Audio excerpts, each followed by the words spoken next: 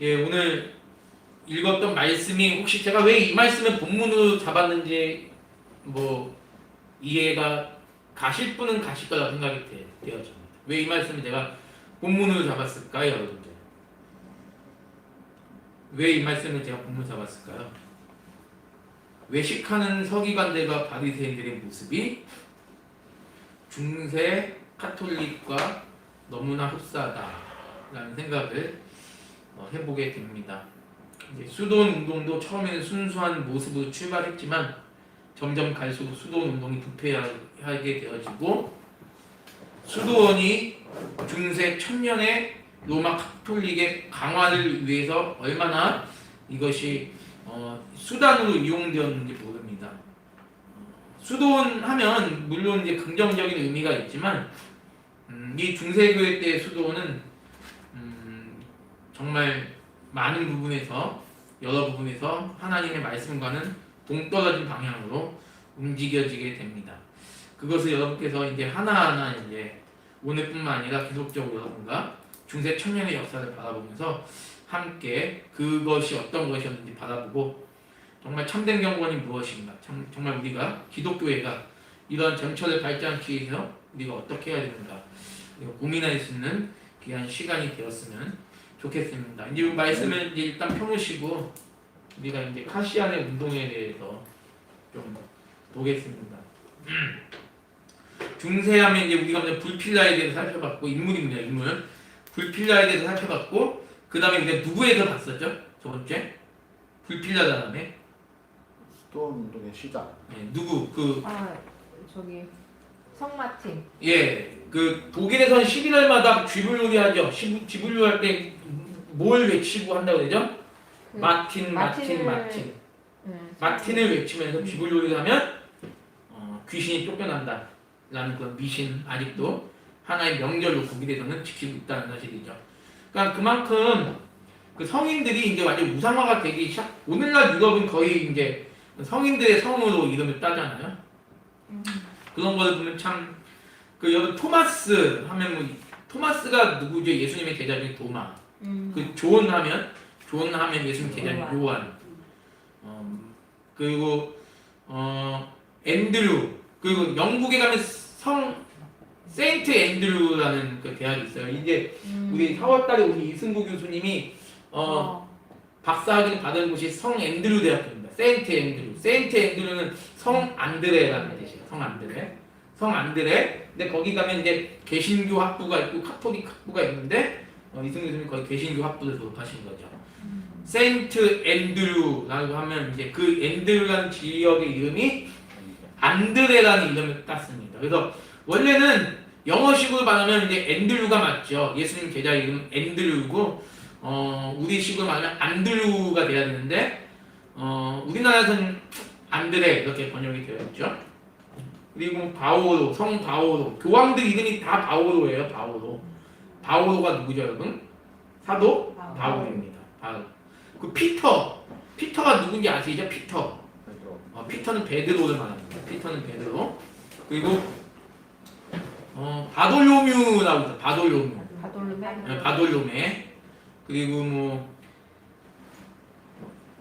스웨덴에는 다데우시스라는 사람이 있어요. 다데우시스가 누군지 아시죠? 예수님의 제자 중에 다데오 이런 분이 있습니다. 근데 예수님 제자 중에 유일하게 성이 없는 사람이 누가냐면 가룟 유다가 없어요. 성 가리옷이라는 사람은 없죠. 아무튼 그러니까 성인들은 다 이제 카톨릭에서는 이제 성인을 이제 추앙을 하죠. 그래서 지명이죠. 네? 가로순 지명. 그렇죠. 가롯은 지명인데 가롯 유다를 성으로 따서 하는 사람은 없죠. 그래서 지금도 가리옷이라는 지명이 이제 지금 시대에는 있는지는 잘 모르겠는데 초대교회 때는 가롯이라는 지명이 있었죠. 그리고 카톨릭에서 성인이 1000명이 넘습니다. 1000명이 넘고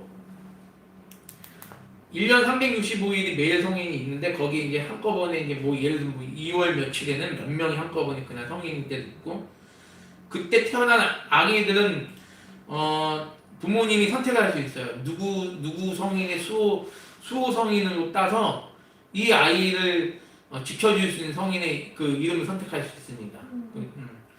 그 세례명도 거기 선택할 수 있죠. 그래서 예를 들어서 세례명이 뭐 프란체스카 그러면 프란체스코 성인이 중세시대 사람이에요. 프란체스코가 나중에 배울 건데 프란체스코 성인이 늘 나라는 사람을 위해서 성모 마리아께 중보해 준 사람이에요. 그럼 성모 마리아께 중보해 주면 프란체스코라는 성인이 성모 마리아에게 나를 위해서 기도해 주면 성모 마리아는 그 기도를 누구한테 하죠? 예수님에게 하는 겁니다. 그러면 아들한테 하는 거죠. 그럼 예수님이 엄마의 기도를 외면할 수 없잖아요. 그래서 모든 천주교는 누구나 다 세례명이 있어요. 누구나 세례명이 없는 신자가 아니죠. 세례명은 다 같습니다. 왜? 그 세례명이 있어야 그 성인이 나를 지켜주기 때문에. 그래서 그런 개념이에요. 세례명 있다는 게. 우리는 세례명이 없잖아요. 우리는 세례명이 없고 그냥 우리는 예수님의 이름으로만 세례를 받는 그런 개념이죠. 아무튼 오늘 우리가 중세 초기의 수도원 운동제 카시안에 대해서 이제 보겠는데요. 카시안은 어떤 사람인지 여러분들 혹시 얘기 들어보셨어요? 카시안? 카시안은 시계 이름 같아. 카시안 누스입니다. 카시아누스. 어거스틴과 평생에 걸쳐서 반펠라기우스주의를 싸웠던 인물이에요. 어거스틴은 펠라기우스를 반대했던 인물이고 카시안은 펠라기우스주의를 엄청나게 주장했던 사람입니다. 그래서 저는 이제 개인적으로 인물로 봤을 때 최초의 알미니안주의자가 아닌가 이 생각을 좀 해보게 되는데요. 아무튼 뭐 아주 뭐 훌륭한 업적을 남긴 사람이기도 하고 우리하고는 전혀 다른 그런 길을 걸어갔던 사람이기도 합니다. 한번 보도록 할게요. 카시안 이름을 여러분이 아셨으면 좋겠어요. 요한 카시안입니다. 한번 여러분 좀 보셨으면 좋겠습니다. 자, 일단 마틴의 수도원 운동에 대해서 일단은 영향을 좀 볼게요. 한번 읽어보겠습니다. 우리 마틴 저번 시간에 배웠던 마틴이 그가 일으킨 수도원 운동이 유럽에 어떤 영향을 끼쳤는지 한번 보겠습니다. 시작. 마틴의 수도원 운동으로 인해 수도 생활은 동방과 서방을 가리지 않고 전 유럽으로 퍼져나간다. 요거 수도 생활을 잘 보세요. 2번 읽을게요. 시작. 4세기경에는 웬만한 젊은이라면 한 번쯤은 꿈꿔보는 매력적인 삶으로 동경을 하게 됩니다. 수도원 생활을. 자, 이게 무슨 뜻이죠? 이제 수도원은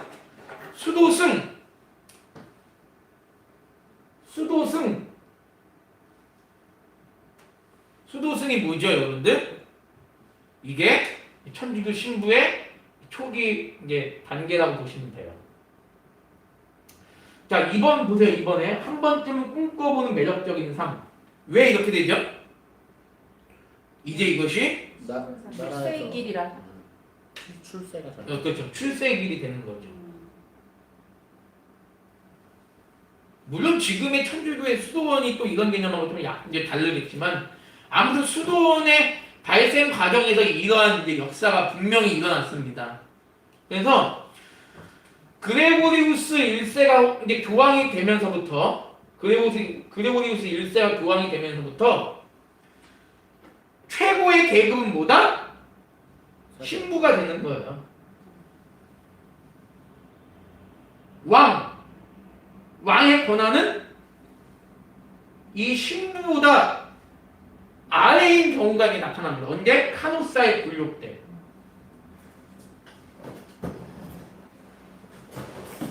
카노사의 굴욕은 한 600년 후에 일어난 일인데요.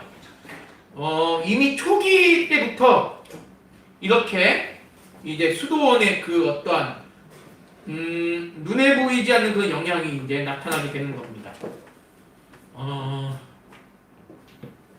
일단 제가 여러분들에게 나중에 여러분 시간이 되시면 수도원을 한번 가봐요? 아니 수도원의 분위기를 한번 느껴보는 것도 되게 좋다는 생각이 들어요. 왜냐면 왜 카톨릭의 수도원을 가면 카톨릭의 냄새가 아주 진하게 느껴져요. 제가 저번에 얘기했죠. 우리 그 개신교에도 수도원이 있다고. 근데 저는 기도원이라는 말을 좋아하지 수도원이라는 말은 참 우리 개신교에선 버려야 될 용어거든요.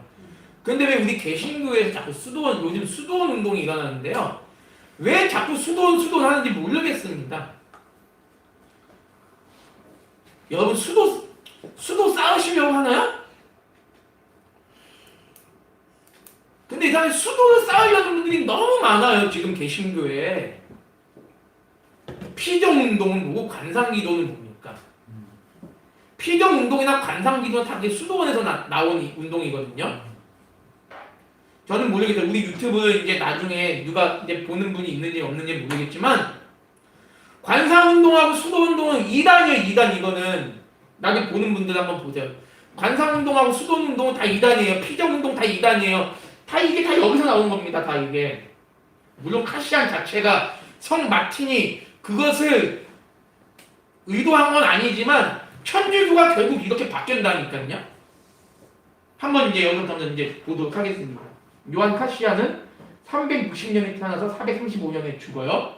어거스틴이 430년에 세상 떠납니다. 그럼 요한 카시안하고 어거스틴하고 거의 동시대 인물이라는 걸 일단 기억하십시오. 루마니아의 부유한 기독교 가정, 루마니아의 부유한 기독교 가정에서 태어나서 프랑스 마르세유 항구 도시죠. 지금도 오늘날도 유명한 마르세유에서 활약한 수도사예요. 출신은 루마니아지만 그가 활동한 곳은 프랑스입니다. 마르세유에서 활동한 수도사입니다. 마르세유는 오늘날 프랑스에서 수도 파리 다음으로 큰 도시로 인구 약 84만. 여러분 한번 생각해 보세요. 전 놀란 게 뭐냐면요. 우리나라 대한민국 그러니까 전 유럽도 마찬가지지만 서울에 1000만 인구라는 게 이게 엄청 많은 거예요. 이게 세계에서 수도에 이렇게 인구가 많은 나라가 없습니다. 진짜 없어요. 프랑스도 수도 파리가 인구가 얼마냐면 160만밖에 안 된대요. 지금도. 근데 지금 마르세유는 프랑스 두 번째 제2의 도시인데 인구 84만밖에 안 된다. 아 이거 지금 오늘날. 네, 오늘날의 모습입니다. 오늘날의 모습인데 이번에 내년 1월부터 경기도 용인, 수원, 고양이 특례시로 이제 승격되는 거 아시죠? 특례시가 된다. 인구 100만. 그리고 고양, 수원, 성남. 그리고 성남이 아니라 용인 이 세 개. 고양, 수원, 용인. 그다음에 경상남도 창원. 그다음에 충청부터 청주, 전라부터 전주. 6개 도시가 이제 특례시가 돼요. 우리나라 100만이 넘는 도시들이 6개나 됩니다. 이제 또. 그러니까 우리나라가 땅은 좁은데 인구 밀도가 되게 높은 나라예요. 굉장히 높은 나라입니다. 근데 웃긴 건 뭐냐면 우리나라가 작은 나라라고 생각할 수 있는데요. 우리나라가 또 작은 나라가 아니에요. 우리나라 전 세계에 247개 국가가 있는데 247개 국가에서 우리나라 크기가 어느 정도 될까요? 되게 작을 것 같은데. 우리나라가 127위입니다. 벨기에보다 크죠?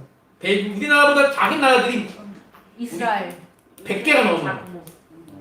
벨기에가 우리는 작고, 네덜란드 작고, 오스트리아 작고, 스웨덴 작고, 스위스 작고, 다 우리나라 유럽에 우리가 좀 강대국 같다는 나라들은요, 우리나라보다 작은 나라가 많아요. 근데 우리나라는 저는 모르겠어요. 우리나라 인구가 4천만인데, 5천만입니다. 남한만 얘기하는 남한만 5천만이 넘어요. 남한만. 북한까지 합치면 한 8,500만 된대요. 근데 제가 이 얘기를 왜 하냐면 우리가 흔히 알고 있는 나라들 보면요. 생각보다 인구가 많지 않아요. 근데 우리나라는 하는 얘기가 뭐예요? 인구가 너무 없다. 인구가 너무 없다. 이런 얘기를 많이 하잖아요. 애들이 너무 부족하다.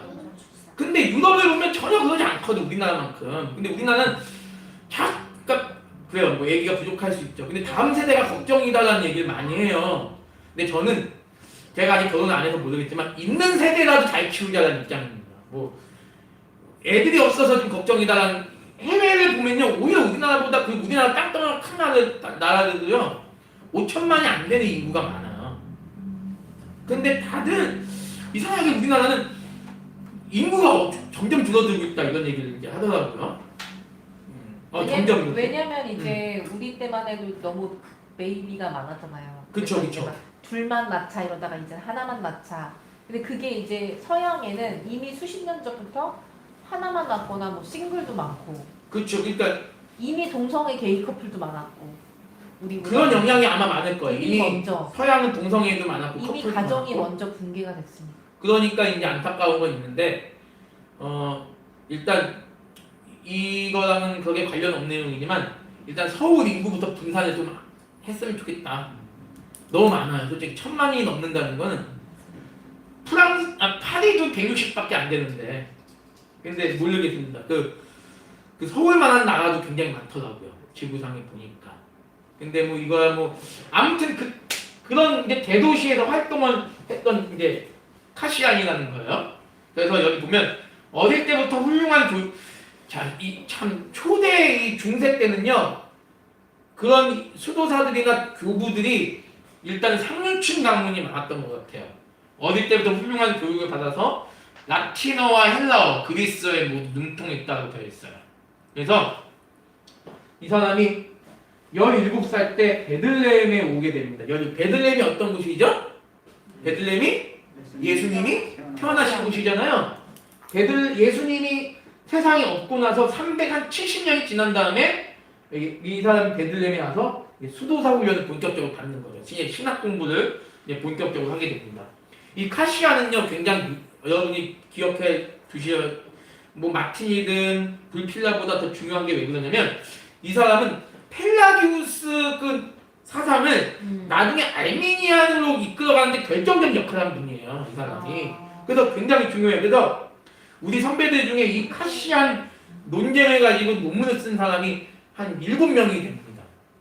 그 정도로 중요한 사람이에요. 근데 실제로 조직신학 쪽에서는 카시안을 다루진 않고 역사신학에서 또 제대로 잘 다루지 않는데 오늘 한번 여러분하고 좀 보도록 하겠습니다. 제 선배 중에 이런 논문을 쓴 사람이 있어요. 요한 카시안의 반펠라기우스 논쟁이 정통 개혁신학에 미친 영향이라는 주제로 이제 논문을 쓰신 분이 있는데 그냥 보겠습니다. 385년부터 398년까지 14년 동안 또 이 사람 베들레헴에서 수도 생활했다가 이집트에서 수도 생활해요. 이집트는 성경에서 어떤 나라죠? 피라mid과 파라오의 나라 애굽이죠. 이곳에서 이제 수도 생활합니다. 그리고 400년에 서기 400년에 콘스탄티노플. 자, 콘스탄티노플이 어디죠? 동로마 제국의 수도죠. 나중에 그 콘스탄티누스 황제가 수도를 이제 비잔틴으로 옮긴 그 콘스탄티노플입니다. 여기서 유명한 크리소스톰이라는 교부를 만나게 돼요. 제가 초대교회사에서 크리소스톰이라는 사람에 대해서 이제 알아보려고 했는데 그렇게 중요한 인물은 아니에요. 중요한 인물은 아니라서 제가 그냥 넘어갔는데 크리소스톰이 또 이상한 사람이에요. 훌륭한 분이긴 하지만 이분도 알미니우는 훨씬 후대 사람이지만 지금 우리 역사에서 봤을 때 영향을 그렇죠. 그런 사람입니다. 그런 사람이고 인간의 어떤 행위, 공로를 물론 정말 훌륭한 분이기도 하지만 그런 부분에서 좀 아쉬운 크리소스톰이라는 그 이름을 가진 교부가 있어요. 근데 그 사람의 동역자가 누구가 되냐면 이 카시안이 동역자가 되는 거죠. 당시 비잔틴의 총감독이었어요. 총감독이라는 개념은 뭐냐면요. 총감독은 이렇게 비잔틴한 나라에 이렇게 어떤 교회가 있다고 할 때 이 교회를 다 관할하는 감독들의 우두머리다라고 보시면 돼요. 다시 말하면 노회장이라고 보시면 노회장 또는 총회장이라는 개념 보시면 됩니다. 그 다음 누구였냐? 크리소스톰이었다는 사실이에요. 그래서 크리소스톰은 카시안에게 부제라는 직분을 수여합니다. 부제가 뭐냐면요. 오늘날 말하면 신부님에게 있어서 사제가 있고 사제를 수종드는 역할을 하는 또 신부. 그를 부제라고 얘기를 해요. 반장이 있으면 부반장이 있는 것처럼 부제의 역할. 그래서 오늘날도 부제가 다 있어요. 모든 성당에 웬만하면 부제는 2명씩 두게 되어 있습니다. 그래서 2명씩 매년 4월마다 교구에서 이렇게 발령을 내리는 거죠. 여기도 토일동도 성당이 있죠.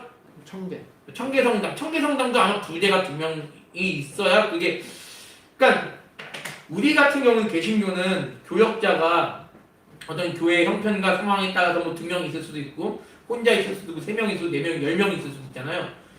카톨릭은 그게 다 정해져 있어요. 내가 신부를 그러니까 주임 신부라고 되죠. 본당 주임 신부가 신부를 더 두고 싶어도 교구에서 허락하지 않으면 둘 수가 없어요. 우리는 어떤 목회자를 둔 데서 노예 허락을 받는 개념이 아니거든요. 그런데 신부는 철저하게 그런 어떤 관리 체제가 있습니다. 이때는 아마 더 했을 거예요. 그래서 두 개의 직분을 수여하고 나서 여기서 이제 활동하게 되는 거예요. 아직까지는 이 카시안이 카톨릭의 부재라는 개념은 아닙니다. 당시 교회가 어떤 아무튼 그런 직분의 개념을 카톨릭이 많이 가져와요.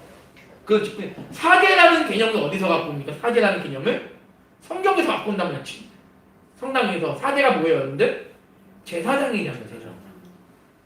그런 직분을 천주교는 그대로 들고 와요. 그러니까 구약 시대의 그 직분을 그대로 다 들고 오는 개념입니다. 그래서 서기 405년에 로마로 가서 약 10년을 머무릅니다. 그래서 마르세유로 가서 거기서 평생을 보내는 거예요. 마르세유, 프랑스의 마르세유에서.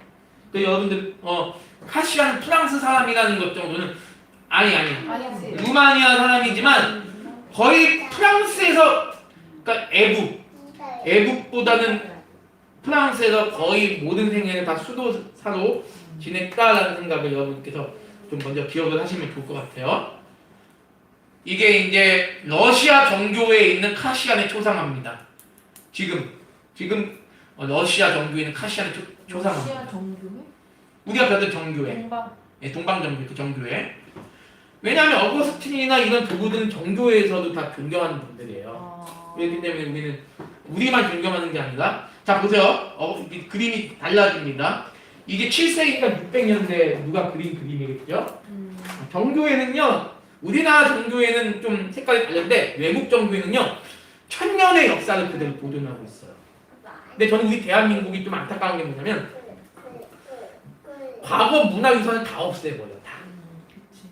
아파트 짓고 뭐하는가 다 없애버려요. 저는 참 우리 대한민국 참 웃긴 나라라고 봐요. 근데 유럽은요. 옛날 고대 그대로 있어요. 네, 르네상 그걸 절대 안 없애. 의왕시 초가집이 엘리베이터도 엄청 좁아요. 그럼요. 시설도 불편하고 다. 의왕시 초가집이 안 보여요. 옛날 조선시대 살았던 사람들 초가집이 없어요. 제가 사는 부천도 마찬가지, 수원도 마찬가지. 근데 초가집은 너무 살기가 걔네들은요 애초부터 너무 잘 지었어요. 그러니까 너무 성벽도 이쁘고. 근데 우리나라는 너무 없애. 다 근데 현대식. 한옥이 지금 살기엔 너무 불편하죠. 다 여기 외풍도. 그러니까 문화 유적이라는 게 뭐 그런 거는 한옥 같은 거는 뭐 그거 다 쳐도 우리나라를 보려면 어디로 가야 돼요? 한국미술촌에 가야 돼. 북촌에 가면 좀. 그쵸. 근데 과연 전 뭐 땅덩어리가 작다고 자꾸 그러는데 작아서 어쩔 수 없다는데 전 뭐 잘 모르겠는데 근데 유럽은 교회가 수백 년 수천 년 교회들도요 그거를 보존을 한대요. 그러니까 이런 거는 참 1300~400년 전의 그림도 아직까지 그 정교회에 가면 있다라는 게 참 대단하죠. 아무튼간에 우리나라는 자부심이 없어서요. 문화에 대한 자부심이 없는 거예요. 네. 이거는 성 빅토르 수도원에 있는 카시안의 초상화입니다. 아까 한 300~400년 지나서 그려진 그림이에요. 빅토르 수도원. 이따 빅토르 수도원 나올 거예요. 왜냐하면 빅토르 수도원이 뭐냐면 카시안이 만든 수도원이거든요. 이 그림이 카시안인지 이 그림이 카시안. 아니 근데 아깝게 더 늙었어? 더 늙어 보이죠? 네, 얘가 더 늙고 얘는 30형이야? 30년 같죠? 근데 이 사람은 얘는 젊은 무슨 전사 같아. 전사 같은 느낌이죠? 그 다음에 또 있습니다. 그림이.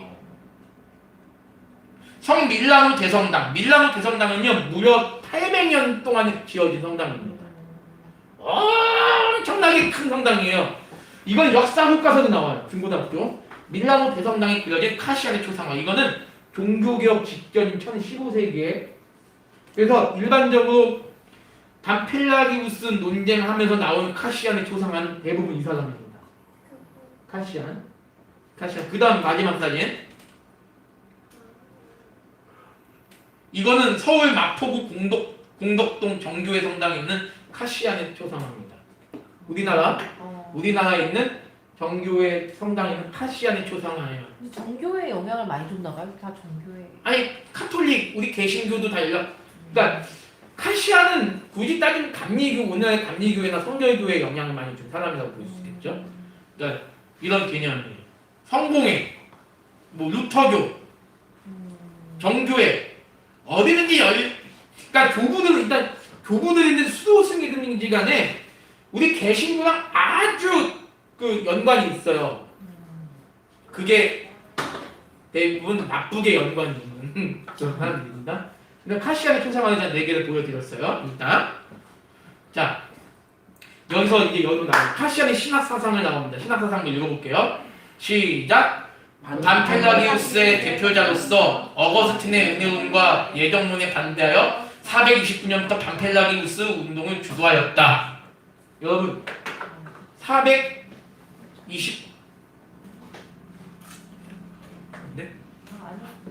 429년부터 담펠라기우스 운동을 주도했던 사람이 누구다? 카시안입니다.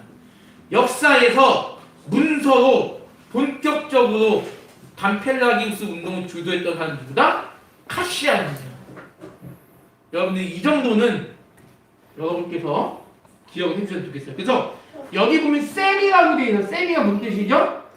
라틴어로 절반입니다. 절반은 하나님의 은혜를 인정하고 절반은 인간의 행위를 추구하는 게 셈이라는 뜻이에요. 그래서 우린 반은 따라가고 반은 안 따라간다. 그래서 셈이 펠라기아니즘. 그래서 카시안의 신학사상은 반펠라기우스주의다 라는 개념을 여러분께서 먼저 이해하시고 넘어갑니다. 자, 그 다음에 펠라기아는 뭐냐? 그러면 펠라기아 여러분 물론 아시겠지만 한 번 더 우리가 한 번 더 짚고 넘어갑니다. 5세기 400년대죠. 5세기 펠라기우스와 그의 추종자들이 가르친 이단입니다. 펠라기우스는 사람 이름입니다. 어거스틴과 동시대에 살던 사람이에요. 그런 이단입니다. 이들은 유아세례를 거부한다. 왜 유아세례를 거부하냐? 인간의 원죄를 인정하지 않기 때문에 그렇습니다.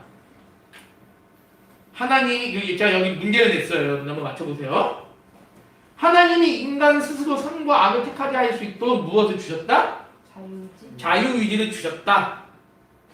자, 그러면 펠라기우스에게 있어서 인간의 자유의지는 선한 겁니까? 악한 겁니까? 선한 거죠? 인간의 자유의지는 죄에 오염이 됐다 안 됐다? 안 된 거죠. 펠라기우스에 있어서는. 근데 우리는 어거스틴은 뭐라고 얘기하죠? 아우구스티누스는 뭐라고 하죠? 아니다. 인간은 전적으로 타락했고 인간의 지경이 모두가 타락했고 인간의 의지조차도 타락했다라는 것이 어거스틴의 입장이고 펠라기아는 아니다. 인간의 의지는 타락하지 않았다. 얼마든지 인간의 이성으로 하나님 찾아갈 수 있고 얼마든지 인간의 이성으로 계시를 이해할 수 있고 얼마든지 인간의 이성으로 구원을 얻을 수 있다. 자, 우리는 성경을 이성으로 읽어요? 안 읽습니까? 읽죠? 이성이 없으면 성경을 못 읽죠? 하지만 그 이성은 어떤 이성이다? 성령이 조명하여. 그렇죠. 이미 우리 이성은 타락한 이성이기 때문에 성령의 조명이 없이는 하나님을 따라갈 수 없는 이성이다 라는 개념입니다. 근데 펠라기아는 뭐죠? 아니다. 인간 스스로 선과 악을 택할 수 있는 자유의지를 주셨다. 우리는 무슨 자유의지만 있다?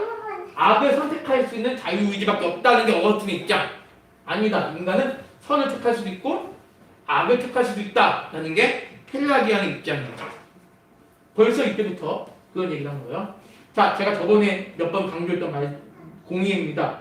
529년 어떤 공의회에서 펠라기아는 이단으로 정죄받았죠? 과일. 오렌지 공이라도 되고요. 오렌지 공이라도 되고 또는 오랑쥐가 아니라고요. 오랑쥐. 여러분들 진짜 오렌지라는 그 뜻이에요? 아니야. 오렌지라는 땅이 있었어요. 여러분 좀더 지역 이름인 거죠? 좀 더 유식하게 오랑쥐 공이라고 하시면 더 좋을 것 같아요. 오렌지 공이도 맞는데 우리나라에서는 오렌지 공이 그러는데 오랑쥐 공이라 해도 좋을 듯합니다. 그래서 오랑쥐 공이에서 이 펠라기안 주의들은 뭐가 이단으로 전개되었다라는 거 좀 기억을 해주시면 좋을 것 같아요. 아무튼 유아 세대를 거부했어요. 대단하죠. 오늘날 유아 세대를 거부하는 또 교단이 있습니다. 우리 계신들 침례교 그리고 침례교와 제가 4년 동안 있었던 그리스도의 교회. 그리스도의 교회는 유아 세대를 거부해요. 내가 이해할 수 있는 나이에 세례를 받는 것, 침례를 받는 것을 여기서는 얘기합니다. 근데 중요한 건 뭐냐면 이 사람들이 펠라기안이 유아 세례를 거부하는 거하고 이 사람들이 유아 세례를 거부한 건 차이가 있어요. 같은 게 아니에요. 여기는 어떤 왜 유아 세례를 거부한 거죠? 원죄를 인정하지 않는 거고 침례교회나 그리스도 교회는 원죄를 인정해요, 안 해요? 인정해요. 원죄 인정합니다.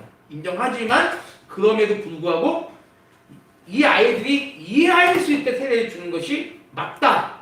그럼 이게 뭘 훼손할 수 있는 우려가 많죠? 예정론, 하나님의 주권을 훼손할 수 있는 우려가 많은 거죠. 그래서 침례교회나 그리스도교회는 그리고 정교회도 유아 세례를 줘도 되고 안 줘도 된다. 정교회는 유아 세례를 줘도 되고 안 줘도 된다라는 입장입니다. 이 정도는 여러분께서 조금 기본적으로 근데 유아 세례도 예정을 잘못 해석하면 나는 그럼 믿는 부모한테 택했으니까 난 참된 택자야. 그것도 잘못된 거죠. 그런 오류에 빠질 수 있기 때문에. 그래서 이제 교회에서 유아 세례에 대한 교육을 제대로 잘 시켜줘야 되겠죠. 유아 세례를 받는다 해서 이 아이가 구원의 표징이 아니라는 거. 유아 세례는 구원의 표징이 혹시 알미니안주의가 그래서 알미니안주의는 유아 세례 인정하죠.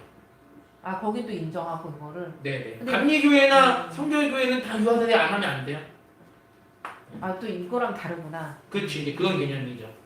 그러니까 감리교회 그럼 이제 펠라기안이 이제 나중에 어느 교단의 영향을? 펠라기안은 솔직히 거의 없어요. 펠라기안 없고 뭐가 있냐면 반펠라기안 있는 거죠. 반펠라기안은 아까 쌤이잖아. 이건 너무 극단적인. 이건 완전히. 이건 하나님의 은혜 없이도. 하나님의 은혜 없이도 인간은 원죄가 없기 때문에 갈 수 있다. 근데 반펠라기는 원죄를 인정하죠. 인정하면서 그럼에도 불구하고 내 의지나 내 어떤 그 감정이나 그 모든 것들이 반만 타락한 거기 때문에 어느 정도는 내가 내 노력과 내 의지로 내가 하나님 향해 나갈 수 있다. 구원에 이를 수 있다. 그렇기 때문에 하나님의 은혜도 인정하는 게 은혜와 행위를 같이 인정하는 게 반펠라기우스고 얘네가 보통 하나님의 은혜를 무시하는 건 아니지만 거의 행위로도 우리는 갈 수 있다. 그렇기 때문에 감리교회나 성교교회 같은 경우는 반펠라기우스를 따라가는 나중에 알미니안 충분히 그렇기 때문에 유아 세례를 거부하는 그러진 않아요. 얘네들 그런 개념이에요. 그러니까 오늘날 펠라기안을 추구하는 교단은 거의 없어요. 아예 없다고 봐도 되겠죠. 근데 이제 아무튼 이 펠라기안 영향은 반펠라기우스에서 나중에 알미니안에서 웨슬레까지 감리교회 창시자인 웨슬레까지 넘어오는 그런 이 역사가 있습니다. 아무튼 오렌지 또는 오랑쥐 공의에 기억하시면 좋을 것 같고요. 네. 반펠라기우스 주의에 대해서 이제 방금은 그냥 펠라기안, 이건 세미 펠라기안입니다. 한번 읽어볼게요. 시작. 카시안에 의하면 아담의 타락 이후 인간은 그 자유의지가 병들었긴 하나 완전히 없어진 것은 아니나. 지금 제가 지금 말씀드린 똑같잖아요. 인간의 타락을 인정하죠. 아담의 타락은 전 인류의 타락인 거 인정합니다. 인정하지만 그 자유의지가 완전히 파손된 게 아니라 그냥 병들었다는 거예요. 병들었기 때문에 완전히 없어진 건 아니다. 아직은 내가 자유주의가 이게 자유주의라면 병든 자유주의 이거죠. 이게 병든 자유주의야. 병든 자유주의가 생각하시면 될 것 같아요. 자, 쉽게 예를 든 겁니다. 자, 그 다음에 그리하여 인간에게는 하나님의 은혜를 받아들일 수 있고 거절할 수도 있다. 이건 필라도랑 거의 똑같죠. 단지 자유주의가 완전히 타락했느냐, 아니 완전히 타락하지 않았느냐, 부분적으로만 타락했느냐의 그런 개념이지. 하나님의 은혜를 받아들일 수 있고 거절할 수 있는 자유가 있다는 건 펠라기우스나 단펠라기우스가 똑같습니다. 하나님의 예정도 보다 절대적인 것은 아니다. 근데 궁금한 게 이게 잘못 이해하면 알미니안을 택한 사람들이 이렇게 주장할 것 같아요. 그 반펠라기에 그 사람들이 우리 만약에 인간의 죄를 졌을 때 그것은 인간의 책임인데 그걸 하나님의 책임으로 돌릴 수 있기 때문에 칼빈의 예정은 악하다라고 비판할 것 같아요. 어저께도 그 얘기를 했었죠. 김영훈 목사님이. 근데 그 예정론을 조금만 제대로 이해하면요, 그런 궤변을 다 우리가 물리칠 수 있죠. 오히려 예정론은 어저께 우리가 어떻게 배웠죠? 예정론은? 그러니까 알미니안을 잘못 이해하는 사람들이 그렇죠. 그래서 그러니까 그런 말을 하는 감리교회나 성교비 많아요. 그러니까 나도 이거를 그냥 예를 들어 수박 겉핥기로만 들었을 때는 얘가 더 설득력 있잖아요. 그리고 이제 저도 그냥 칼빈의 예정론을 알기 전에는 칼빈은 막 살인하고 악하고 막 그쵸. 나쁜 놈이야 막 이렇게 묘사하는 그런 뭐 유튜브 영상도 있고 요즘도 많이 있죠. 있죠. 그리고 그러니까 우리가 부패한 거는 그 예정론 때문이야. 한 번 구원은 영원한 구원, 땡큐 막 이렇게 됐기 때문에 우린 주일날 가도 또 죄를 지는 거야. 그러니까 그런 식의 얄팍한 수준으로 우리가 칼빈에 대해 알고 있기 때문에. 그러니까 개혁 신학은요, 네. 인간의 이성을 역행하는 신학이 되어야 되는데, 인간의 본능을 역행하는 신학이 되는데, 자꾸 사람의 자리를 눌러 그래요. 자꾸. 그러니까 저는 그게 어떤 신학자나 목회자의 책임이라는 거죠. 왜 그런 걸 알려주지 않고 성도들에게. 예, 저도 그 부분을 맨날 안타까워하고 찬양 있습니다. 집회나 뭐 선교만 나가라 그러고. 맞아요. 이거는 맞습니다. 그러니까 우리 목사님하고 감사하는 그런 게 아니라 제가 그동안 어릴 때 다녔던 교회들을 돌이켜 보면 그래요. 예. 내가 무슨 뻘짓거리를 하고 있었는지 지금 속상하다 이거. 인간이 하나님의 은혜를 받아들이기만 하면 구원을 받을 수 있기 때문입니다. 인간이 자꾸 인간이에요. 인간이 하나님의 은혜를 받아들이기만 하면 구원받을. 저 요즘 그래서 생각하는 게 하나님을 너무 쉽게 하려고 하면 안 된다. 뭐 이분들 입장에서는 뭐 열심히 한다고 하겠지만, 아니 우리가 어릴 때 그냥 예수천당 불신지옥이고 교회만 열심히 오면 되고 뭐 이렇게 전도하고 이렇게 하고 막 뭔가 이렇게 단순하게 우리가 교리를 배우잖아요. 그러니까 그러다 보니까는 인간이 깊이 하나님에 대해 알려고 하지 않고 조금만 교리 공부를 하려고 그러면 사람들이 싫어하고. 그냥 좋으신 하나님으로. 그러니까 그렇게만 막 당신은 사랑받기 위해 태어난 이렇게만 우리가 어릴 때 배우다 보니까 이런 거를 지금 처음 배우는 거잖아요. 정확히. 한숨이 나오긴 하는데, 이게 이제 예지 예정의 하나의 증거죠. 단지 하나님은 누가 구원받고 안 받을 때 미리 알고 계실 뿐이지, 내가 노력했을 때 하나님은 저 사람은 노력할 것이다라는 걸 하나님 아신다는 거예요. 노력할 것이다. 근데 그 말이 웃긴 게, 하나님이 그걸 어떻게 아실까요? 그걸 어떻게 아시냐고, 하나님이. 본인이 계획하셨기 때문에 아실 그쵸, 본인이 계획하시면 아시지. 하나님이 자기는 이은정 집사님의 삶을 계획하지도 않았는데, 아니 이네들이 어떻게 나를 열심히 믿을 걸 알고 그래 내가 널 구원할게. 나중에 죽기 전에 나 하나님 싫어요. 나 부처님 믿을래. 그때 하나님 아니었네? 그래 넌 지옥 가야지. 이러면 안 되잖아 하나님이. 근데 이런 논쟁을 신학자 지금 신학 전공하셨으니까 이런 감리교나 그쪽 알미니안 쪽 사람들 해본 적 있어요? 그럼요, 많이 해봤죠. 그럼 뭐라고 주장해요? 절대 안 믿죠 이분들은. 내가 열심히 기도해야 되고, 내가 열심히 전도해야 되고, 내가 열심히 내 죄를 회개해야 된다. 하나님이 그런 분이냐? 지금 말한 것처럼 하나님이 그런 분이냐? 이분들은 이미 감리교회는 교리와 잠정이라는 교리와 장정이라는 그 교단 장정? 이걸 교리와 장정 플러스 이게 하나입니다. 교리와 장정. 여기서 칼빈의 예정론 그리고 칼빈의 국가의 권세 이 두 개를 빼버렸어요. 우리 근데 나는 그분들도 솔직히 칼빈에 대해 잘 모를 거라는 생각이 들어요. 그 다음에는 알미니우스 네. 그 사람 얘기를 더 잘못 모르고 이해하고 이렇게 하는 것 같아요. 뭐 그래서 이제 저희는 이제 물론 은혜긴 얘기할 하지만. 수 있죠. 잘 몰라서가 아니라 이쪽을 택한 거 아니에요? 그쪽을 택한 거겠죠. 그 둘 다 알죠.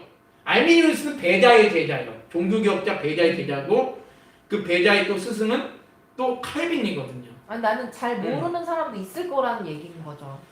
물론- 솔직히 감리교회 다니는 사람들 중에 이런 것도 모르고 다니는 사람 많을 거예요. 장로교도 마찬가지고, 네. 장로교도 마찬가지고. 아무튼간에 분명한 교리가 잘 올바른 교리 교육이 필요한 건 맞습니다. 맞는데 그걸 우리 사랑가족교회가 다 그걸 책임져 주긴 했는데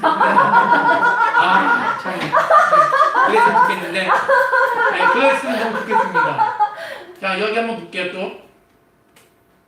이것을 예지예정이라고 합니다. 나중에 예지예정. 우리 개혁파는 뭐죠? 예정예지예요. 예정. 하나님이 작정하시고 아신다. 근데 이쪽 사람들은 하나님이 아시니까 작정하는 거다. 예정하는. 하나님이 그 말장난 같으면서도 말장난이 아니에요. 인간의 의지가 너무 들어가 있습니다. 우리는 하나님의 예정 예지를 믿습니다. 예정 예지 한번 따라볼까요? 예정 예지. 예정 예지. 예정 예지를 믿는다. 그래서 이거 다시 비슷한 한번 거 설명. 하나님이 하나님이 구원받을 자를 예정하셨고 그를 아신다는 거예요. 예정은 만약에 예지 예정이 저들의 말대로 맞을 거면요. 이 사람이 죽어야 돼. 죽어야지 하나님이 구원하시는 거예요. 왜? 갑자기 하나님이 이 사람 잘 믿을 걸 아시고 구원하셨는데 어느 날 죽기 전에 난 하나님 부인해요. 그럼 하나님이 뭐 불변하신 하나님이 아닌 거잖아. 몰랐던 거잖아 하나님이. 그럼 이제 천국 땡 지옥으로.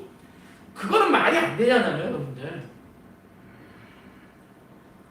한번 읽어볼게요. 시작. 우리 개혁신학은 예지예정을 묻는 것이 아니라 예정예지를 성경적인 하나님의 은혜의 구원 사역이라고 믿는다. 이게 어거스틴의 핵심 주장입니다. 자, 그 다음. 그렇다면 왜 카시안은 반펠라기우스를 주장할 수밖에 없었는가? 카시안은 왜 반펠라기우스를 주장할 수밖에 없었는가? 카시안이 보았을 때 수도 생활에는 여기서편이 나오는 거예요. 이게 공로가. 수도 생활에는 인간의 자발적인 노력이 필요하다고 보기. 다다음 주나 다음 주쯤에 여러분이 수도원의 이제 강령을 이제 배울 거예요. 수도원의 강령 중에 뭐가 있냐면 그 다음 있잖아요. 자축인묘진사. 그건 아니죠. 나 집사님이 답을 맞추지 않았는데 전혀 내가 어떻게 자아실현?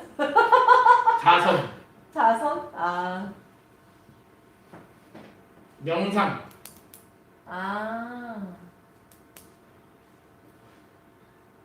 우리 개혁신학에서도 굉장히 필요한 내용이지만 렉치오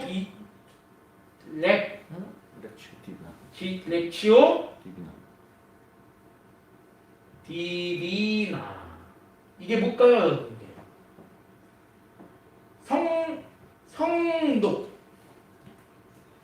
성독이 뭘까? 성독.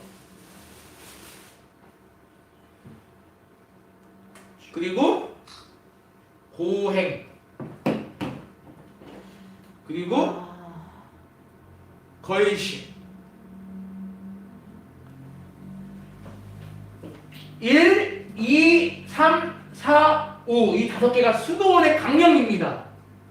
그럼 이게 다 뭐예요? 자선. 내가 열심히 선을 베풀어야 돼요. 명상 자세도 굉장히 어렵습니다. 천주교사 명상은 딱 이렇게 해가지고 하나님의 말씀을 묵상하는 차원이 아니라 이 안에 나랑 누가 하나가 되냐면 예수와 하나가 되는 거예요. 하나가? 저도 몰라요. 예수와 하나님은 고행은요 여러분 저는요 단식 우리는 금식기도 할 수 있잖아요. 그쵸 충분히. 근데 단식은 하지 마세요. 얘네들 단식은 뭐 다른 거예요? 금식? 고행은 단식의 과정. 얘네가 거기서 만들어진 거예요. 이 단식이라는 게. 단식원. 단식이 아예 물도 먹지 않고 물도 안 먹어. 물도. 거의식은 뭐예요? 거의식은 우리가 생각하는 거의식이 아니라 돌아다니면서 내가 얻어먹는 게 아니라 내가 어떤 수도원에서 나오는 밥을 먹는 게 아니라 집집마다 돌아다니면서 밥을 얻어먹는 거. 이거라는 거? 네, 그게 탁발승이 나중에 나오는 거. 아니 너무 불교랑 똑같은데? 그리고 렉치오 디비나 성독, 성스러운 독서. 그래서 지금도 카톨릭은요 성독을 근데 저는 이거 성독은요 우리 개신교도 그게 뭐 어떻게 하는 게 성스러워요? 독서가? 그러니까 얘네들은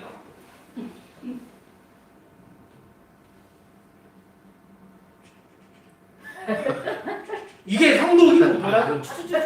아 쭈쭈쭈가 아니라 이제 이거는 이거 읽고 마태복음 24장 15절 이거 쓰면 아이 진짜 외식하는 자들아 이렇게 하면서 이거는 계속 되새기면서 내가 하나님의 말씀 가운데 내가 푹 빠졌다고 보는 거야 이거를.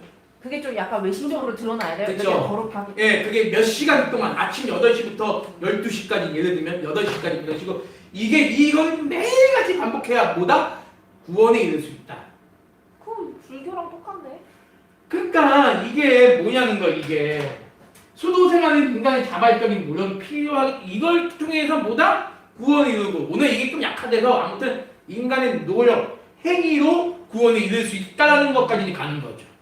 근데 저는 요거는 성독이라는 개념은 이거는 여기 안양의 열린교회 김남준 목사님 아시죠? 열린교회. 네. 열린교회는 이걸 굉장히 강조해요. 우리 개신교회들은 렉시오 디비나를 신학. 근데 많은 개혁 신학자들이 이거는 그거를 내적으로 깊이 하는 것과 예. 뭐 막 거룩하게 막 이렇게 막 아무튼간에 하나님 앞에서 하나님을 아는 지식을 우리가 충만하게 공부하는 개념으로 이거를 도입할 수 있겠죠. 그렇죠. 뭐 칼빈의 기독교형이 열심히 이런다는 거. 영- 성경을 정말 열심히. 영글 하듯이 예배를. 네. 그런 면에서 렉치오디비라는 충분히 우리가 장려할 수 있겠죠.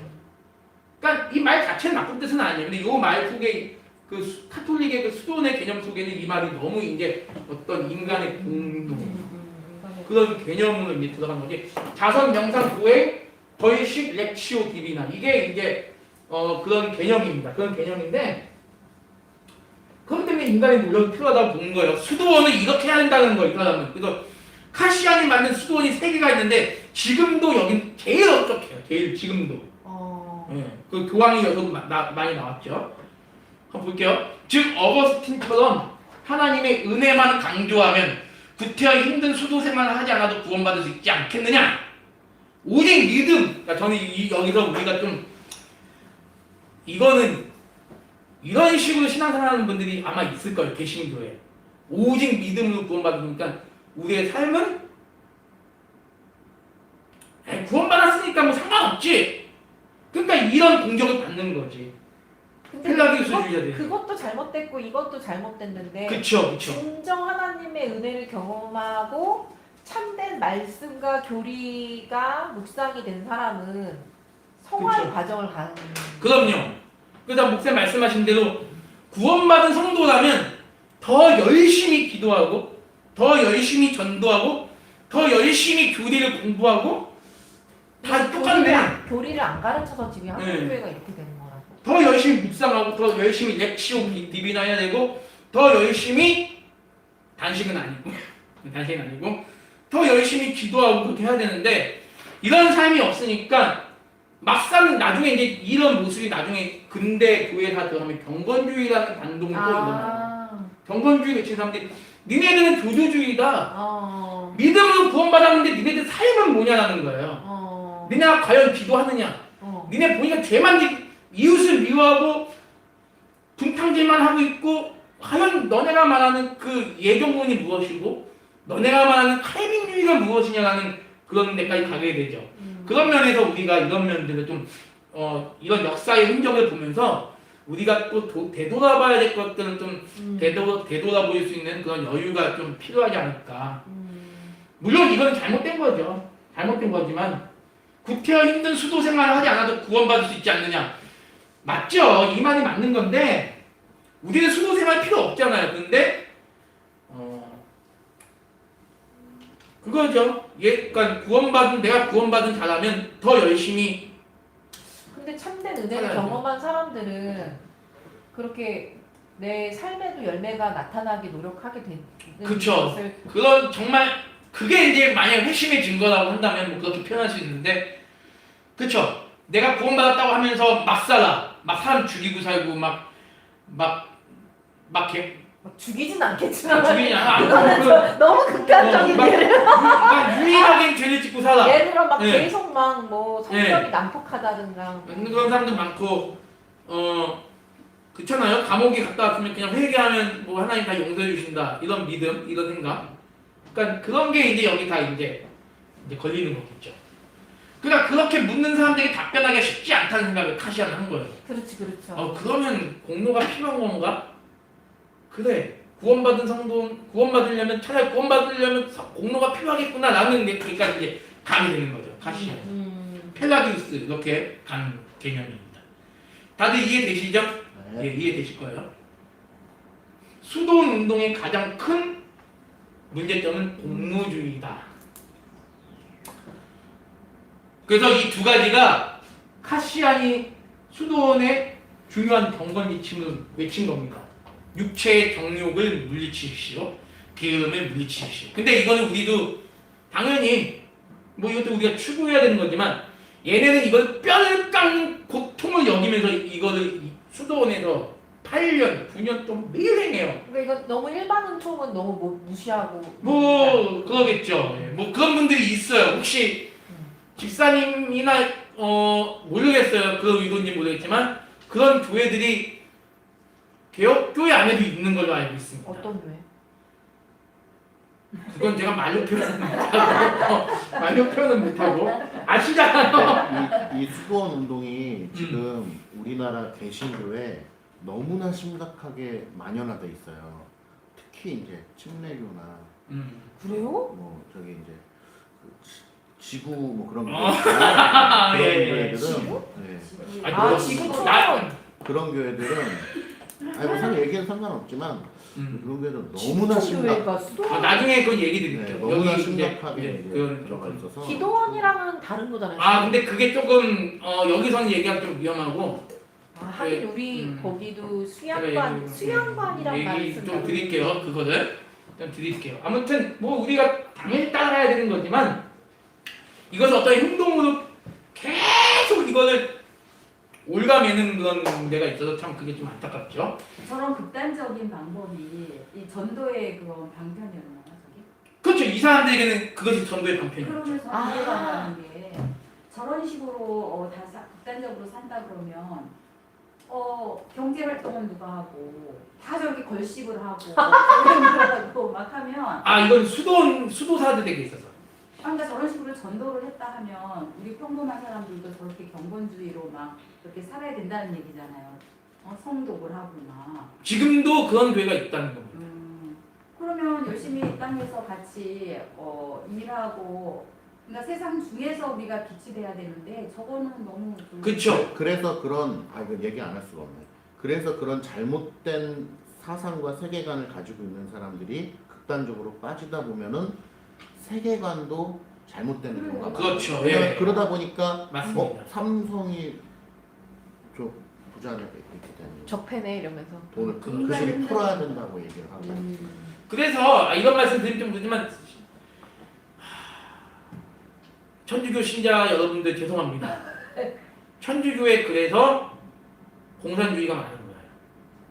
아 그 뭐 여기까지만 하겠습니다. 그 얘기는 예. 자 수도원의 가장 중요한 경건지침이 정의구현 사대단 거기가 그걸 이제 추구하는 집단이죠.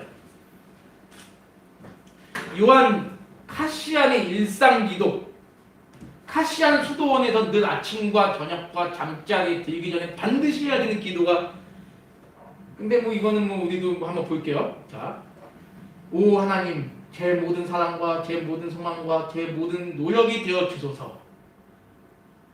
근데 이거는 마치 하나님을 전적으로 의지하는 것 같아요. 또 제 모든 생각과 말들이 주님으로부터 나오게 하시고. 아, 좋네. 이것도 행위가 아닌 것 같아. 어, 제 그러네. 매일의 삶이 주님 안에 있게 하시며 제 음. 모든 호흡이 주님을 위한 것이 되게 하소서. 아멘. 이건 아멘이라고 할 수 있어요. 그렇죠? 다시 한번 읽어볼까요? 시작. 오 하나님, 제 모든 사랑과 제 모든 소망과 제 모든 노력이 되어 주소서. 제 모든 생각과 말들이 주님으로부터 나오게 하시고 제 매일의 삶이 주님 안에 있게 하시며 제 모든 호흡이 주님을 위한 것이 되게 하소서. 마치 무슨 적정과 절도의 그런 느낌인 것 같아요. 적정과 절도의 원리. 근데 문제는 요거를 주문처럼 아침, 점심, 저녁마다 외운다는 게 문제죠. 내 마음으로 하는 기도가 아니라. 근데 그건 마음으로 할지 안 할지는 그 개인에게 달린 거 아니에요? 다른 기도는 안 되는 거예요. 이 기도만. 아, 다른 기도가 안 돼요? 이 기도만 되는 거예요. 아. 그래서 때문에 제가 기도의 내용은 참 좋은데 기도의 실천 방향은 너무 잘못됐구나라는 걸 보여드리는 거예요. 그 천주교는 예배 때, 미사 때죠? 기도가 정해져 있죠, 기도문이. 그날 기도문 정해져 있어요. 우리처럼 이렇게 같이 통성기도하고 하는 게 없죠. 없어요. 그건 다 교구청에서 다 내려오는 겁니다. 어... 자, 선한 싸움을 위한 악의 심리학이라는 글을 썼습니다. 이 카시안이 선한 싸움을 위한 악의 심리학. 이집트에서의 수도 생활을 이집트 10년 넘게 수도 생활을 했다고 했잖아요. 제가 과전에. 이집트에서의 수도 생활을 위한 지침 8가지와 그것을 대항하는 악의 세력들과 있어. 자, 수도 생활을 이제 좀 더 사진이 있어요. 수도 생활을 내가 하나님 앞에서 경건하게 거룩하게 지켜나가기 위해서 지켜야 될 8가지 지침이 있고 그것을 대하는 마귀들이 있어요. 그 마귀들과의 세력의 싸움에 대한 방법을 기술한 책을 이 카시안이 썼어요. 자, 좀 이따 보여드릴게요. 노랑 글씨 한번 읽어봅니다. 시작! 성경 묵상, 기도, 노동의 3가지 수단으로 자신의 마음을 다스리기 위해서 자신을 극복하고 그리스도 따른 제자의 삶을 살아가게 한다. 여기서 우리는 2가지 따라가죠. 성경 묵상과 기도. 근데 노동은 이 사람들은 노동을 반드시 해야 돼요. 자, 마틴은 노동을 반대합니다. 무슨 노동을 말하는 거예요? 수도 열심히 일을 해야 되는 거예요. 수도 내에서 뭐 일이 있어요. 일. 청소하고 뭐 그거 하루에 7시간씩 8시간씩 일하는 일과가 있습니다. 그걸 하면서 묵상도 해야 되고 렉치오 디비나도 해야 되고 자선도 해야 되고 내 그럼 자유도 월급이 좀- 나와요? 월급이? 얘네들이 만약에 엘리트가 된다니까요. 그거 열심히 최고의 누구나 하고 싶은 아까 그랬잖아요. 동정의 대상. 그럼 저게 무슨 내가 먹고 왜? 살아야 된다. 왜 중세는요 네. 신본주의였기 때문에 중세 그림들 보면요 다 무서운 그림이에요. 다 예수님의 표정 같대. 막 그렇게 살지 않으면 수도에 지옥 간다. 일단 최소한 나중에 종교개혁을 일으켰던 루터나 쯔빙글이나 칼빈이 다 천주교에서 그런 거에 영향을 많이 받는다. 정말 힘들게 특히 루터는 그렇게 구원을 얻기 위해서 얼마나 고행을 합니까? 그렇게 자선하고 국어 거식하고 금식하고 단식해도 마음의 평안이 안 오는 거야. 그렇지. 다 이거. 노동. 우리는 뭐 노동은 하나님의 영광을 하는 건데 얘네들은 어때요? 규칙과 구원을 얻기 위한 공로의 수단으로 그래서 그걸 자급자족해요. 얘네들은 누구에 파는 것도 인정하지 않아. 그걸 해서 내가 먹고 내가 또 해서 내가 땅 파서 심고 또 땅 파서 심고 이 일을 계속 하는 거죠. 카시안은 왜 노동을 강조하였을까? 1번 읽어볼게요. 시작. 노동을 통해서 얻은 열매는 하나님께 드릴 수 있다는 게 진짜 믿음이다. 2번째. 시작. 우리의 깨끗함을 질투하여 항상 그것을 공격하기 위해 잠복하여 기다리는 가증한 원수가 우리가 얻은 깨끗함을 밤에 잠의 환영을 통해서 더럽히지 못하게 하기 위해서. 얘는 무조건 잠을 3시간밖에 못 잡니다. 진짜요? 잠을 자는 것보다 마귀의 속임수에 나를 집어넣는 것이다. 헐. 그래서 잠을 3번 이상 자면 수도는 영원히 퇴출. 자다가 졸리면 졸다 걸리면 영원히 퇴출.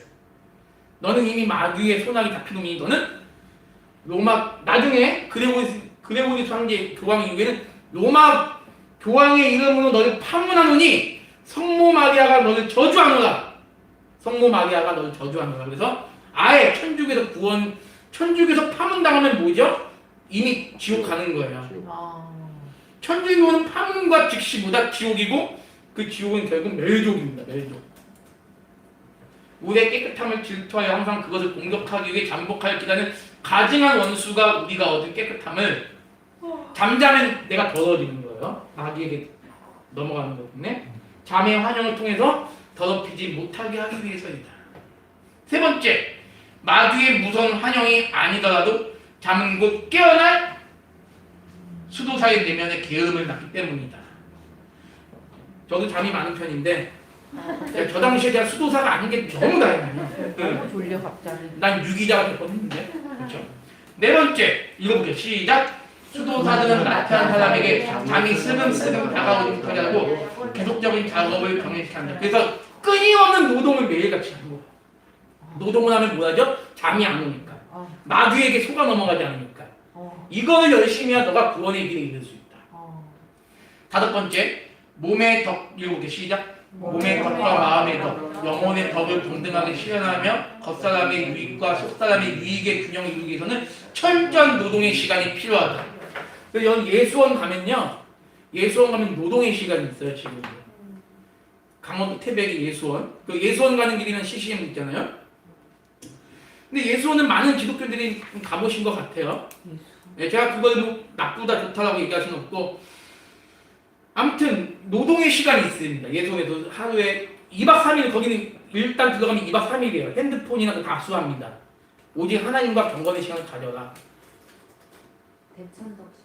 네, 대천덕 신부님 말해서 그 노동의 시간이 매일 있어요.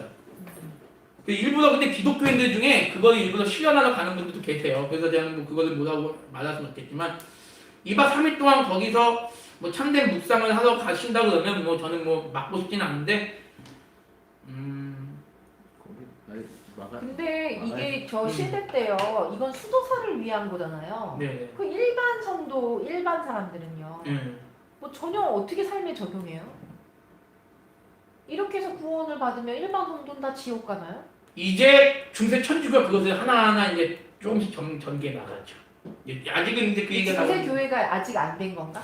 중세교회가 좀 초기 단계가 이제 들어왔다고 보시면 돼요. 아직은. 근데 이제 아직은 카톨릭의 그러니까 지금 성경이 정경화되고 나서의 이제 역사도 있고 그 중간기도 있기 때문에 이게 조금 이제 저도 반대합니다, 목사님. 근데 수많은 기독교인들이 많이 가시긴 해요. 너무 많이 가죠. 근데 저런 수도사들은 다 독신이죠. 그럼 그럼 저게 하나님 뜻에서 위배되는 거 아닌가요? 당연히 우리 입장이 위배하는 거지만 이 사람들은 그렇게 생각하지 않습니다. 왜 성경은 그렇게 엉뚱하게? 성경에 고자된 사람도 있다고 그러잖아요. 스스로. 그게 이제 자기네들이라는 거예요, 이 사람들은. 고자된 사람? 스스로 고자겠다. 하나님을 위해서 헌신하기 위해서 스스로 고자겠다. 근데 저는 개인적으로 오늘날 우리 장로교회나 이제 다른 교단에도 결혼 안 해도 목사님 많이 되거든요. 그거에 대해서는 이제 뭐라고 할 시기는 아닌 것 같고, 왜냐하면 저도 이런 얘기하면 좀 결혼 때는 아직 목사님 못 받은 거잖아요.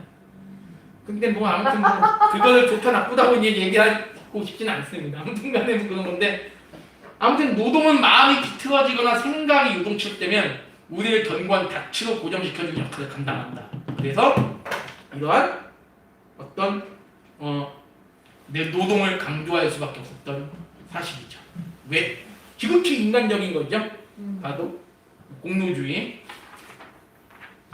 카시아네만 이거 한번 아까 그 책에 있는 내용입니다. 어떤 책이다? 선한 싸움을 위한 악의 심리야. 선한 싸움을 내가 하기 위해서 악한 영이 나를 어떻게 유혹하는지에 대한 책입니다. 여기 한번 읽어볼게요. 시작! 우선 마음 깊은 곳을 정화해야 합니다. 사람들이 몸의 깨끗함과 관련하여 획득하고 것을 우리는 양심 깊은 곳에 소유해야 합니다. 주님은 그곳에 관찰자요 심판자로 앉아 끊임없이 우리의 경계를 관찰하십니다. 그러면 우리는 경솔하게 생각하여 공공연하게 허락하라는 것이 우리의 내면에 뿌리 내리면서 허락하지 말아야 하며 공개적으로 알려질 때 수치스러운 은밀하게 묵인하지 말아야 합니다. 그것이 사람들의 시선을 피할 수 있을지 모르나 거룩한 천사들과 전능하신 하나님에게 그것을 감출 수 없습니다. 참 대단한 열심이죠. 저 같았으면 저런 그 전도는 안 받아들였어요. 뭐 근데 그 당시에는 저걸 안 받아들이면 곧 죽음이 되는 때가 이제 옵니다. 이제 곧 이걸 안 받아들이고 이제 마녀 사냥 이제 무시무시한 종교 재판소가 이제 생겨서 수많은 이제 사람들이 죽게 되죠. 이제 저걸 안 받아들인다. 안 받아들이면은 수도뿐만 아니라 중세 유럽이 이제 수도원이 중세 유럽을 지탱하는 가장 막강한 세력이 나는 수도원이 돼요. 그 모든 교황들은 다 수도사들입니다. 근데 저걸 다 어떻게 살아내? 저런 삶을 누가 살아낼 수 있어? 그렇죠. 그러니까 근데 저거의 원조는 다리세타 같아. 성경에 나오는 다리세타. 네, 여기 나. 거기서부터 시작해가지고 자기의 의의를 드러내서 인간이라면 저렇게 살 수 없어요. 자, 이거는 이제 카시안이 쓴 수도원의 규칙 및 제도를 담은 책인데 지금도 우리 기독교 서점에 가면 있어요. 저는 이제 이 책을 하나 샀는데 제도집입니다. 요한 카시안이 쓴 제도집, 그 분도 출판사에서 나온 책이고 이 책의 표지를 보면 이렇게 나와 있습니다. 여기 짱글리시로 보이는 한번 보이세요? 요거 여기 보면 시편 찬송을 불러야 된다는 걸 강조하고 시편 찬송 아주 강조합니다. 얘네. 자, 시편 찬송 외에는 찬송이 아니다라고 얘기해요. 이 사람들은. 자, 여러분 잘 아시는 천주교에서 시편 찬송 불렀습니다. 우리 개신교만이 부르는 게 아니에요. 이걸 다 회복시킨 게 우리 개신교입니다. 오히려 천주교 시편 찬송 없애버렸어요. 초기엔 있었지만 나중에 개신교가 이것을 회복했다는 거. 여기 보세요. 탐식의 영, 음란의 영, 탐욕의 영. 탐욕과 탐식은 또 달라요. 탐식은 먹는 거예요. 네. 식탐을 말합니다. 식탐하는 수도자는 유기자다.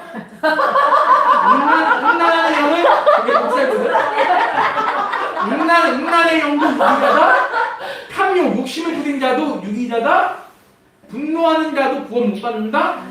슬퍼하는 자도 구원 못 아까 받는다. 수도사가 뚱뚱한 사람 못 본 것 같네? 그렇죠. 수도사를 뜻하는 결식하면서 뚱뚱하면 안 돼. 게으른 것도 유기자. 그 노동을 강조하죠.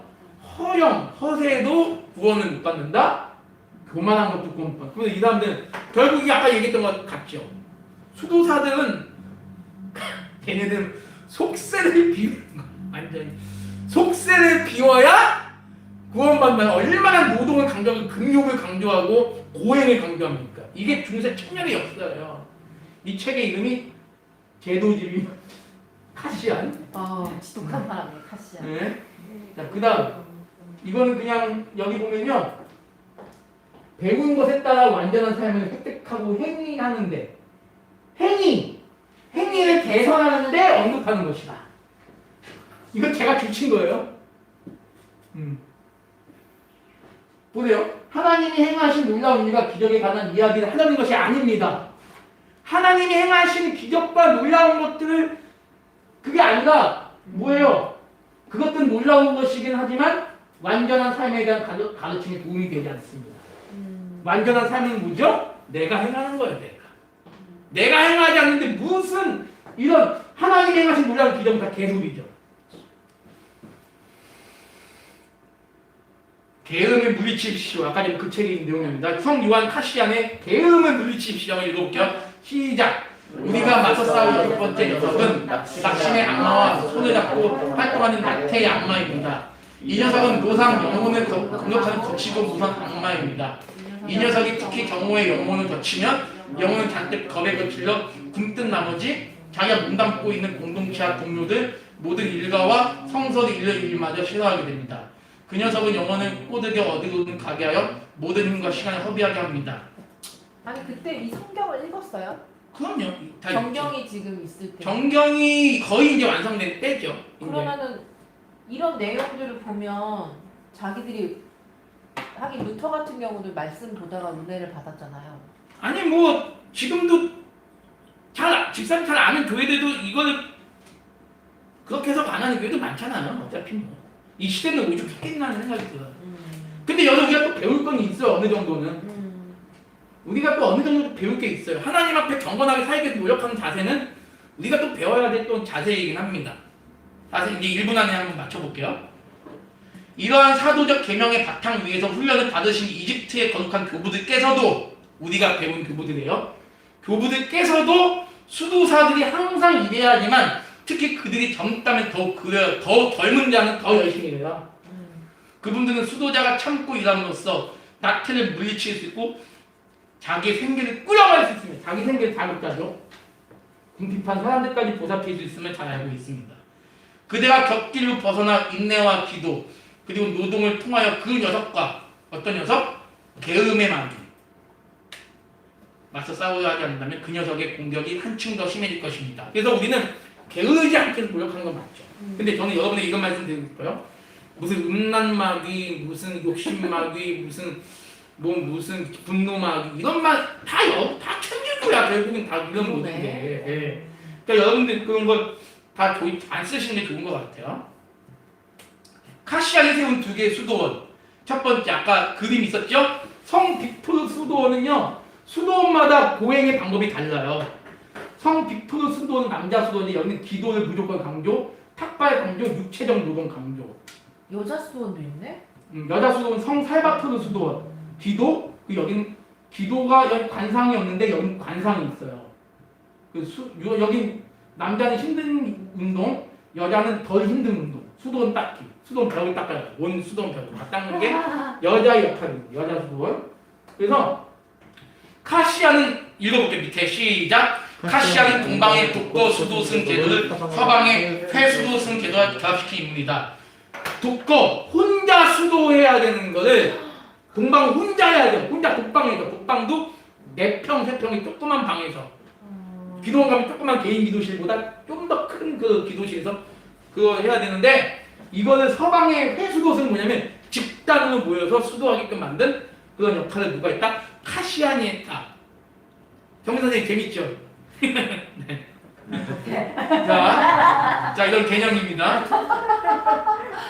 사진 보여드릴게요 이제.